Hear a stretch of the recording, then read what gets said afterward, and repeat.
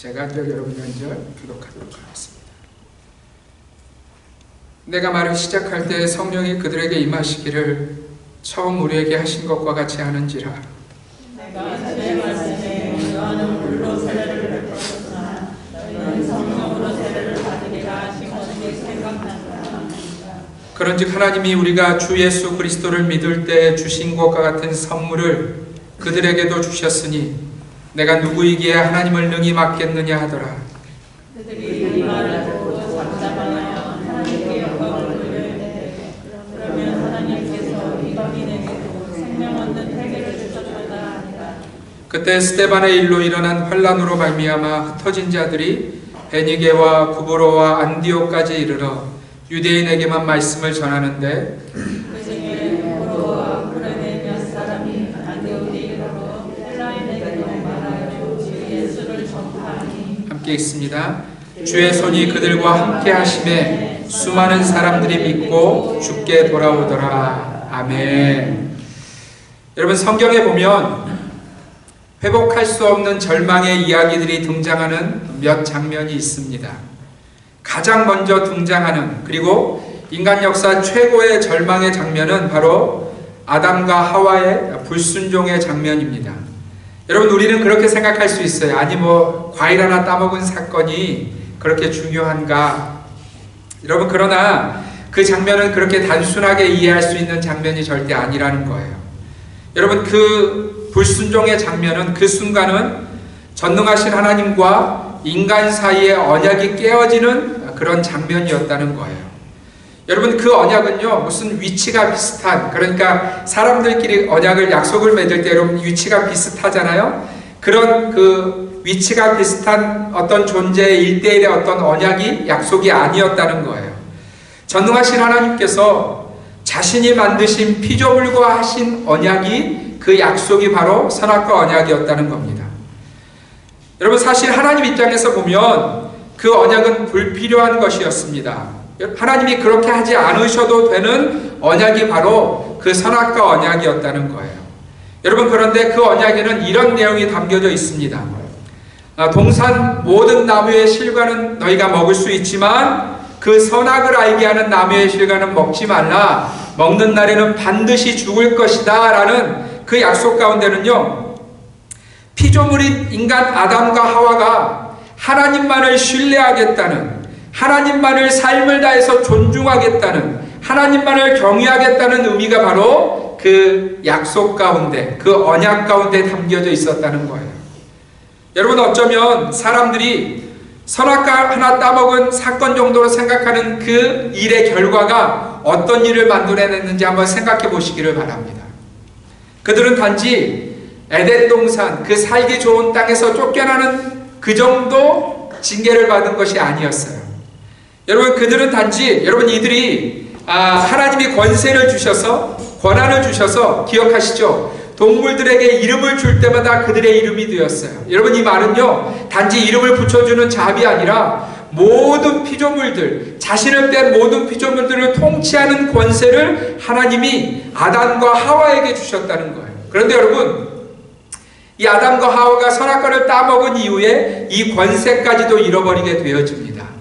또 여러분, 이들이 언약을 깨뜨린 결과가 무엇이었냐면, 인간에게 원래 죽음이 있었어요, 없었어요? 없었어요, 여러분. 하나님이 인간들에게는 죽음을 허락하지 않으셨어요. 약속을 지키고 있는 그 순간까지 이들은 사망이라는, 죽음이라는 것과는 상관없는 존재였다는 거예요. 그런데 여러분, 선악과를 따먹음으로 말미암아, 언약을 깨트림으로 말미암아 그들에게 사망, 죽음이 들어가게 되어집니다. 사랑하는 성도 여러분, 이것이 죄의 결과였다는 거예요. 이 죄의 결과 중에 가장 뼈아픈 것은 하나님의 창조물인 이 피조물들이 하나님과의 단절이 되어지는, 다시는 하나님 앞에 나아갈 수 없는 결과를 만들어낸 것이 바로 죄의 결과라는 거예요. 사랑하는 성도 여러분, 죄는요, 우리가 계속해서 나눴지만 단순하게 어떤 행위 자체가 아니라 그 마음 가운데, 그 삶 가운데 하나님의 말씀 가운데 불순종하는 것이 죄라고 우리가 배웠습니다. 기억하시죠? 죄는 불순종이라는 거예요. 우리는 이러한 죄로 말미암아 그 인생에서 치명적인 절망의 이야기를 만난 성경의 사람을 압니다. 여러분, 다윗은요 하나님 마음에 합한 인생이라고 부름받던 인생이었어요. 그죠? 성경에 보면 그런데 그런 하나님의 마음에 합한 자의 삶에 있는 몇 번의 실수의 사건을 우리가 기억하게 되어집니다. 여러분, 그 실수는 단지 사람 앞에서의 실수 정도가 아니라 하나님 앞에서의 실수라고 성경은 말씀하고 있어요. 성경이 보여주는 다윗의 실수, 실패의 이야기, 죄의 이야기 중에 하나가 사무엘하 24장에 나오는, 여러분, 왕권을 가진 모든 나라를 통치하고 있던 다윗이 어느 날 이런 결정을 합니다. 자신의 인생의 말년에 내가 내 백성의 숫자를 계수해 보리라, 이런 결정을 내려요. 여러분, 다윗의 인구 계수 사건은 그냥 요즘 하는 무슨 사람이 몇 명인가 이런 숫자 세는 그런 사건이 아니었어요. 다윗은 마치 그 왕국이 자신의 힘에 의해서 된 것처럼, 자기가 그 왕국과 나라를 이룬 것처럼 어느 날 마음속에 들어왔다는 거예요. 그래서 내가 얼마나 큰 왕국을 가지고 있는지, 내 백성의 숫자가 어느 정도 되었는지 한번 살펴보자. 여러분, 이 생각은요, 내가 얼마나 수고했나, 내가 얼마나 힘을 썼나, 내가 얼마나 대단한 존재가 되었나 한번 확인해보자는 교만함이 그 뿌리였다는 거예요. 여러분, 이 다윗의 죄로 말미암아 하나님이 이스라엘을 징계하시는데요, 온역이 돌아서, 이 전염병이 돌아서 이스라엘 백성들 가운데 7만 명이 죽는 사건이 일어납니다. 여러분, 죄의 결과가 얼마나 뼈아픈지를 성경은 보여주고 있는 거예요. 또 하나 우리가 아는 다윗의 죄는요, 바로 밧세바와의 간음의 사건입니다. 여러분, 이 사건으로 인해서 어떤 결과가 있었는지 우리는 기억합니다. 여러분, 다윗과 밧세바 사이에 가졌던 그 첫 번째 아들은 결국은 죽음을 당했어요. 그죠? 우리는 기억해야 돼요. 죄의 결과는 죽음이라는 것을 기억해야 합니다. 여러분, 이것이 끝이 아니었어요. 이 일로 인해서 하나님이 다윗에게 내리신 재앙이 무엇이었냐면, 다윗의 집에서 칼이 떠나지 않을 것이라는 하나님의 예언의 말씀이 있었어요. 여러분, 실제로 다윗에게 반기를 들었던 것이 누구죠? 아들 압살롬이 다윗을 향해서 반기를 듭니다. 그래서 다윗이 도망쳐야 되는 나라 전체가 칼에 휩싸이는 사건이 일어나게 되어졌다는 거예요. 그리고 하나님이 뭐라고 말씀하시냐면, 너는 숨어서 동침하였으나 내가 내 아내를 빼앗아 내 이웃에게 주리니 그 사람들이 내 아내들과 더불어 백주에 동침할 것이다. 여러분, 실제로 이 일이 일어납니다. 다윗이 압살롬이 너무 강력한 군대를 끌고 오자 도망을 칩니다. 도망칠 때 자신의 후궁들을 자신의 성에 남겨두고 갑니다. 근데 여러분, 이 압살롬을 서포트하는 한 신하가 이렇게 이야기합니다. 다윗의 후궁들과 관계를 가지십시오. 모든 사람들이 보는 가운데, 그러면 당신이 이 나라의 왕된 것을 그들이 인정할 것입니다. 여러분, 그래서요, 압살롬이 다윗의 후궁들과 성적인 관계를 그 백주에 행하게 되는 역사를 성경은 보여주고 있어요. 사랑하는 성도 여러분, 그런데요, 이 사건들 속에서 하나님이 다윗의 간음의 사건들을 말씀하시면서 이렇게 말씀하시지 않는다는 거예요. 내가 내 다른 아내들에게 범죄했다, 이렇게 말씀하지 않으세요. 내가 우리아라는 신실한 사람을 죽였다라고, 우리아에게 잘못했다라고 말씀하지 않으세요. 사랑하는 성도 여러분, 다윗처럼 우리도 종종 죄에 대해서 잘못 이해할 때가 있어요. 내가 그 사람에게 잘못한 거지, 정도로만 사람들은 죄를 생각한다는 거예요. 그런데 여러분, 이 다윗의 간음의 사건에 대해서 주님이 뭐라고 말씀하신지 한번 들어보세요. 사무엘하 12장 9절 말씀, 우리 함께 읽겠습니다. 사무엘하 12장 9절 말씀 읽습니다. 시작. 그러한데 어찌하여 내가 여호와의 말씀을 업신여기고 나 보기에 악을 행하였느냐? 내가 칼로 햇사람 우리아를 치되 암몬 자손의 칼로 죽이고 그의 아내를 빼앗아 내 아내로 삼았도다. 여러분, 이 말씀은 지금 하나님이 선지자 나단을 다윗에게 보내셔서 하시는 말씀이에요. 여러분, 다윗의 죄의 본질은요, 단지 우리아 죽인 사건이 아니었어요. 단지 밧세바와 간음한 사건 정도가 아니었어요. 하나님의 말씀이 이미 그에게 주어졌음에도 불구하고, 하나님이 이미 그 삶에 주신 말씀이 있음에도 불구하고, 그 말씀에 순종하지 않은 것, 그 말씀대로 살기를 거부하는 그 불순종이 죄라고, 심지어 그 불순종이 무엇이라고 주님 말씀하시냐면 내가 여호와의 말씀을 업신여기고, 말씀을 업신여겼다는 거예요. 여러분, 이 말씀을 업신여겼다는 뜻이 뭐냐면 하나님을 업신여겼다는 거예요. 여러분, 죄의 본질이 보이세요? 죄는 그저 어떤 일들을 내가 실수해서 잘못해서 정도가 아니라 그것이 하나님의 말씀임에도 불구하고 내가 지키지 않았다면 하나님을 업신여긴 사건이 죄의 본질이라는 거예요. 그런데 여러분, 이렇게 말씀 순종에 실패했던 다윗이 그러면 당연히 망해야 정상이잖아요. 그죠? 대부분의 이스라엘 백성들처럼 망하는 것으로 끝나야 정상인데, 우리가 읽었던 사도행전에 보니까 하나님이 다윗을 뭐라고 말씀하세요? 뭐라고 말씀하세요? 예, 다윗은 내 마음에 합한 자라. 여러분, 이게 무슨 일이에요 지금? 다윗의 인생에 뭔가 다른 something happen 했으니까 하나님이 지금 다윗을 망하는 인생으로 말씀하시는 것이 아니라 내 마음에 합한 자라고 말씀하고 계시는 거잖아요.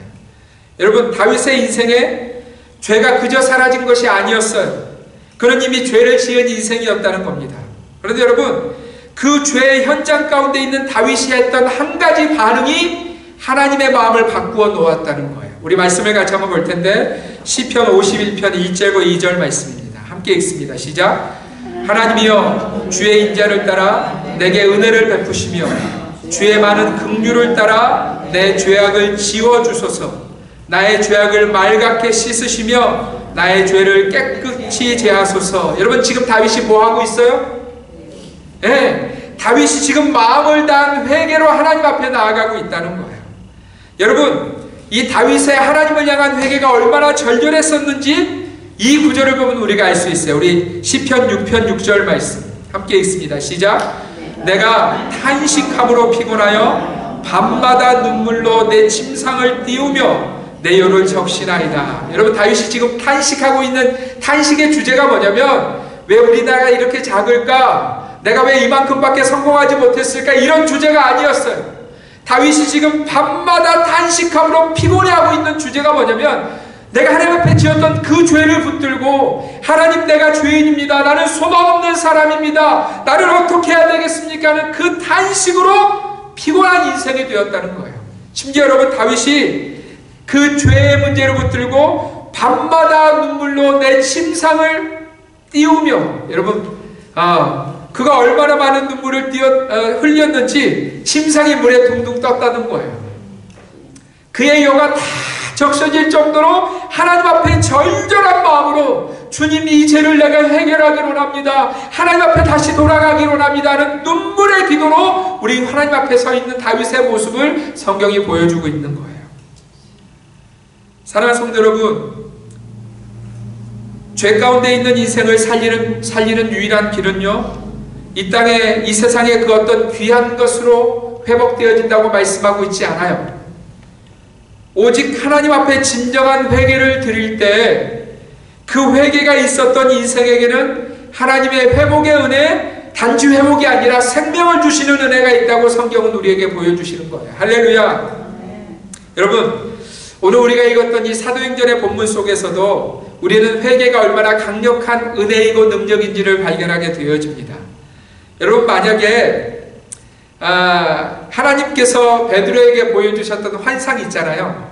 그 먹을 수 없는 짐승들이 가득한 짐승들이 내려오는, 그 요가 내려오는, 보가 내려오는 환상을 3번이나 하나님이 보여주시지 않았다면 베드로가 고넬료의 집에 갔을까요? 안 갔을까요? 절대 안 갔을 거예요. 그는요, 하나님이 말씀하시는, 환상을 보여주시며 말씀하시는 그 상황 속에서도 나는 절대로 먹지 않습니다, 이렇게 말하는 유대인이었다는 거예요. 할례 받은 유대인이었다는 거예요. 여러분, 이게 그저 무슨 예루살렘 교회 성도 중에 한 사람의 반응이 아니라 누구의 반응이에요? 네, 사도 중에 사도라 불리는 베드로의 반응이에요. 여러분, 베드로가 하나님의 성령의 음성을 듣고 고넬료의 집에 가서 복음을 전함으로 고넬료가 하나님의 사람이 되어집니다. 그 가정이 구원받는 역사가 일어납니다. 할렐루야. 여러분, 그런데 이 이야기를 들은 아니나 다를까 이 고넬료가 예수를 알게 되었다는, 믿게 되었다는 소식을 들은 예루살렘 교회, 그 교회에 속해 있는 할레파 유대인들이요, 기독교인들이 한 무리가 일어나서 베드로를 비난하기 시작합니다. 네가 어떻게 이방인의 집에 들어갈 수 있느냐, 이렇게 비난하기 시작해요. 여러분, 이 할레파 기독교인들이 열을 내는 이유는요, 이들이 성경을 잘못 해석했기 때문이에요. 여러분, 가나안 입성 당시에, 가나안 땅에 들어가는 당시에 하나님이 이스라엘 백성들에게 모세를 통해서 주신 말씀이 있었어요. 우리 신명기 7장 3절과 4절 말씀 우리 함께 읽겠습니다. 시작. 또 그들과 혼인하지도 말지니 내 딸을 그들의 아들에게 주지 말 것이요 그들의 딸도 내 며느리로 삼지 말 것은 그가 내 아들을 유혹하여 그가 여호와를 떠나고 다른 신들을 섬기게 함으로 여호와께서 너희에게 진노하사 갑자기 너희를 멸하실 것임이니라. 여러분 보세요. 이방인들과 그 가나안 족속들과 절대로 교류하지 말라는, 그들 근처에도 가지 말라는, 그렇게 하면 반드시 멸할 것이라는 이 말씀이 분명히 가나안 땅에 들어가는 이스라엘 백성들에게 주셨어요. 근데 여러분, 가나안 땅에 들어간 이스라엘 백성들이 이 말씀을 지켜냈습니까? 못 지켜냈습니까? 못 지켜냈어요. 하나님이 그들을 다 진멸하라고 명령하셨음에도 불구하고 전쟁의 기간이 길어지자 이스라엘 백성들이 그들이 교류하기 시작하고요, 그들을 잡아서 종으로 삼기 시작하고, 여러분 이런 역사 때문에 결국은 어떤 역사가 있었냐면 사사기에 이스라엘 백성들의 망하는 역사가 있었던 거예요. 근데 여러분, 이런 말씀을 기억하고 있는 예수님 오신 시대의 유대인들, 심지어 베드로까지도 이방인들은 절대 가까이 할 수 없어 이 말씀만을 붙들고 생각하고 있었다는 거예요. 근데 여러분, 하나님의 뜻은요, 이 말씀에서 멈추지 않고 더 깊어지고 있음을 성경은 우리에게 보여주고 있어요. 그 말씀이 뭐냐면 요나서의 말씀이에요. 할례자였던 요나, 하나님의 선지자였던 요나 역시도 여러분 하나님의 뜻을 온전히 이해하지 못하고 있었다는 거예요. 그러나 여러분, 하나님은 그러한 요나를 니느웨로 보내셔서, 여러분 니느웨가 그 당시에 어디냐면 가장 강대국이었던 아수르의 수도였던 도시가 바로 니느웨예요. 하나님이 니느웨로 가라고 요나에게 명령하십니다. 여러분, 요나가 가요, 안 가요? 네, 절대 안 갑니다. 내가 할례파인데, 내가 할례받은 자인데 어떻게 이방인과 가까이 할 수 있는가? 이런 생각 때문에요, 요나가요 니느웨로 가지 않고 다시스로 향합니다. 여러분, 그 니느웨 백성이 생명을 얻었어요, 못 얻었어요? 생명을 얻었어요. 어떻게 얻었는지 아세요? 우리 요나서 3장 5절에서 9절 말씀 좀 길지만 우리가 천천히 함께 읽겠습니다. 시작. 니느웨 사람들이 하나님을 믿고 금식을 선포하고 높고 낮은 자를 막론하고 굵은 베옷을 입은지라. 그 일이 니느웨 왕에게 들림에 왕이 보좌에서 일어나 왕복을 벗고 굵은 베옷을 입고 제 위에 앉으니라. 왕과 그의 대신들이 조서를 내려 니느웨에 선포하여 이르되 사람이나 짐승이나 소떼나 양떼나 아무것도 입에 대지 말지니 곧 먹지도 말 것이요 물도 마시지 말 것이며 사람이든지 짐승이든지 다 굵은 베옷을 입을 것이요 힘써 하나님께 부르짖을 것이며 각기 악한 길과 손으로 행한 강포에서 떠날 것이라. 하나님이 뜻을 돌이키시고 그 진노를 그치사 우리가 멸망하지 않게 하시리라. 그렇지 않을 줄을 누가 알겠느냐 한지라. 아멘. 여러분, 요나가 정말 싫었어요. 그 백성들에게 회개하라는 그 메시지를 전하는 것이 정말 싫었어요. 그럼에도 불구하고 하나님의 명령이기 때문에 하루길 동안 다니면서 하나님이 너희를 심판하실 것이라는 명령을 전하자마자, 여러분 보세요. 니느웨 사람들이 하나님을 믿고 금식을 선포하고 높고 낮은 데를 막론하고 굵은 베옷을 입었다는 거예요. 또 이 일을 들었던 니느웨 왕이 무엇을 선포해요? 다 금식해라. 짐승들에게도 아무것도 주지 말라라고 선포하면서 그가 마지막에 이렇게 이야기하고 있어요. 하나님이 뜻을 돌이키시고 그 진노를 그치사 우리가 멸망하지 않게 하시리라. 그렇지 않을 줄을 누가 알겠느냐. 여러분, 이게 무슨 뜻이에요? 지금 회개하고 있어요. 그죠? 회개하고 있는 거예요.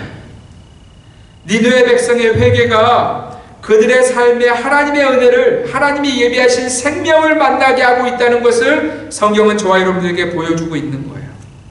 사랑하는 성도 여러분, 오늘 베드로를 향해서도 그렇게 비난하던 할례파의 입을 다무게 한 것도 무엇인지 아세요? 우리 17절 18절 말씀 함께 읽습니다. 시작.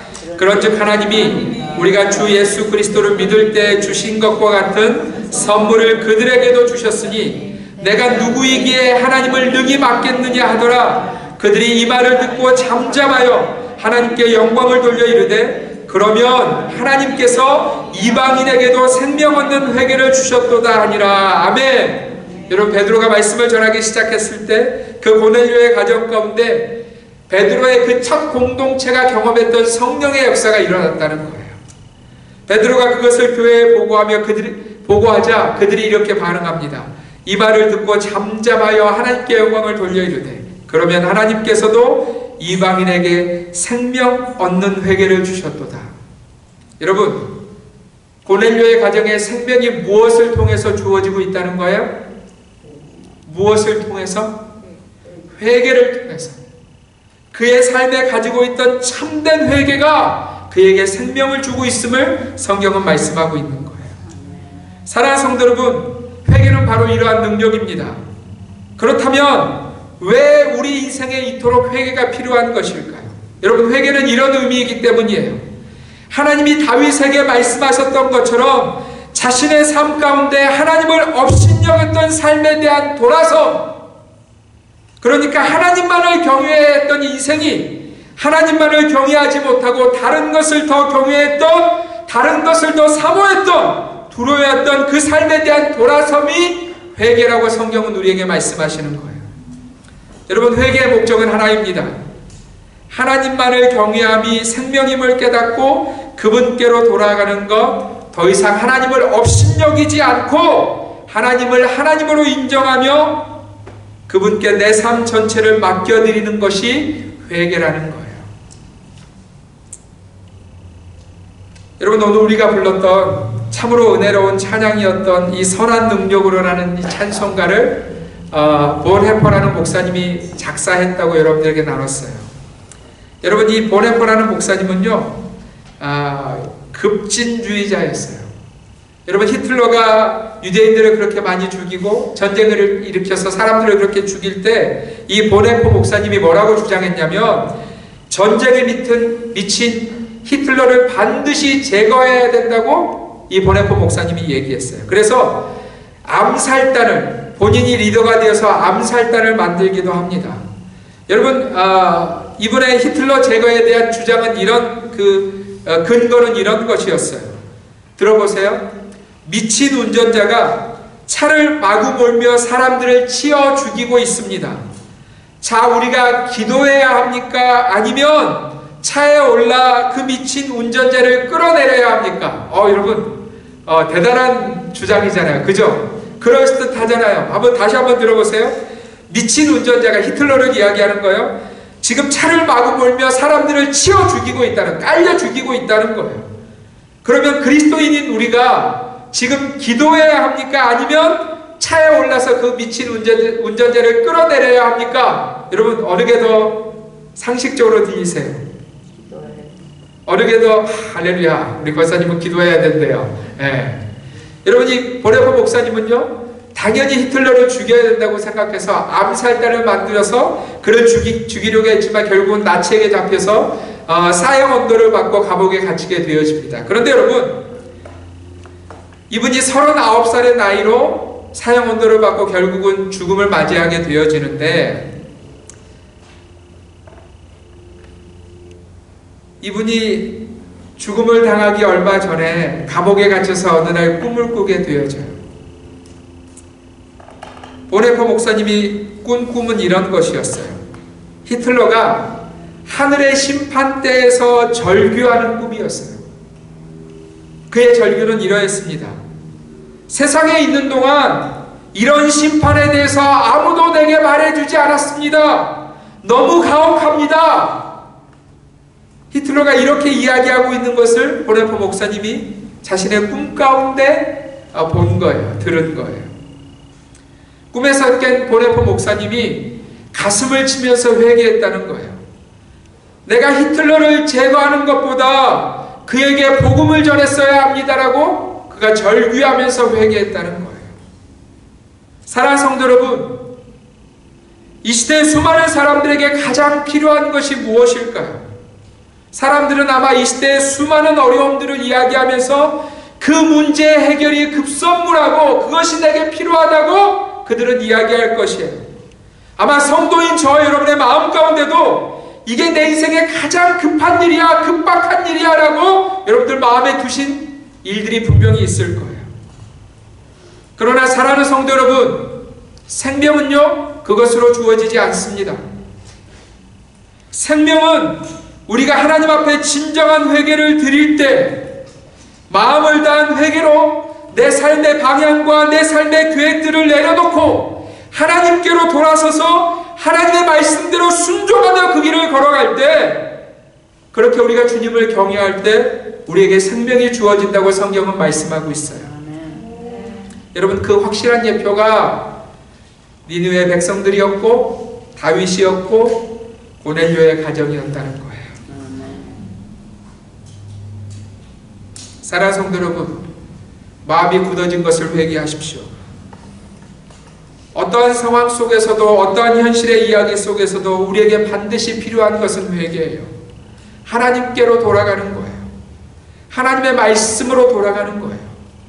그 회개를 통해서 우리가 하나님을 경외하며 나아갈 때 우리가 산 자가, 생명 있는 자가 되어지는 거예요. 저는 우리 주님의 교회가 이렇게 하나님을 경외하는 공동체가 되어지기를 간절히 소원합니다. 제게 고민이 많아요. 고민이 많아요. 요즘 저절로 제 입술 가운데 쭉 이런 고백이 제 입술 가운데 터져 나올 때가 너무 많아요. 하나님, 어떻게 하면 우리 성도들에게 주님의 살아계심을, 주님을 경외함을 드러낼 수 있을까요? 2022년이 벌써 다 가버렸어요. 이제 2022년이래요. 하나님, 어떻게 해야 될까요? 제게 고민이 많아요. 제가 우리의 자녀들을 두고도 고민이 많아요. 여기서 예배하고 있는 우리 자녀들을 두고도 제 마음 가운데 고민이 많아요. 하나님, 어떻게 해야 되죠? 세상의 저 파워풀한 소리를 듣고 세상에 말하는 대로 다 고개를 끄덕거리고 있는 우리의 자녀들이 있어요. 하나님, 어떻게 해야 되죠? 하나님, 무엇 해야 될까 하는 고민이 제 안에 있어요. 그런데 여러분, 말씀을 읽으면 읽을수록 제 마음 가운데 기도를 하면 할수록 들려지는 소리가 뭐냐면, 네가 회개하고 내게로 돌아오면 내가 네 일을 할 것이다 라고 주님 말씀하십니다. 여러분, 우리의 가정에 문제가 있나요? 걔 때문이 아니고요, 나 때문이에요. 내가 회개하지 않기 때문이에요. 내 삶이 하나님께로 돌아가지 않기 때문이에요. 저는 우리 주님의 교회 공동체와 성도들의 가정들마다 하나님이 생명 주신 이 회개의 역사가 일어나기를 간절히 소원합니다. 아멘. 여러분, 회개는 하나님을 경외하는 공동체만 가능해요. 회개는 하나님을 경외하는 자들만이 가능해요. 여러분, 그 경외하는 자들에게 주님이 주신 약속을 한번 들어보시겠어요? 시편 25편 14절 말씀 함께 읽습니다. 시작. 여호와의 친밀하심이 그를 경외하는 자들에게 있으며 그의 언약을 그들에게 보이시리로다. 아멘. 여러분, 하나님이 누구와 친밀하게 대해주신다고요? 하나님을 경외하는 자들에 대해서 하나님이 너 내 거야, 내가 너를 안을게. 마치 다윗이 그 실수와 실패의 사람이었지만 너 내 마음에 참합한 사람이야 라고 인정하신 것처럼 하나님을 경외하는 자들에게 그 친밀하심이 주어진다는 거예요. 여러분, 시편 34편 7절과 9절 함께 읽습니다. 시작. 여호와의 천사가 주를 경외하는 자들을 둘러 진치고 그들을 건지시는도다. 너희 성도들아, 여호와를 경외하라. 그를 경외하는 자에게는 부족함이 없도다. 할렐루야. 여러분, 하나님의 심부름꾼인 천사가 돕는 인생이 누구냐면 하나님만을 경외하는 인생. 믿으십니까? 여러분, 그 인생 가운데 하나님이 주시는 그것으로 넉넉해지는 인생이 누구예요? 하나님만을 경외하는 인생. 여러분, 솔로몬이 우리에게 이렇게 말합니다. 잠언 19장 23절 읽습니다. 시작.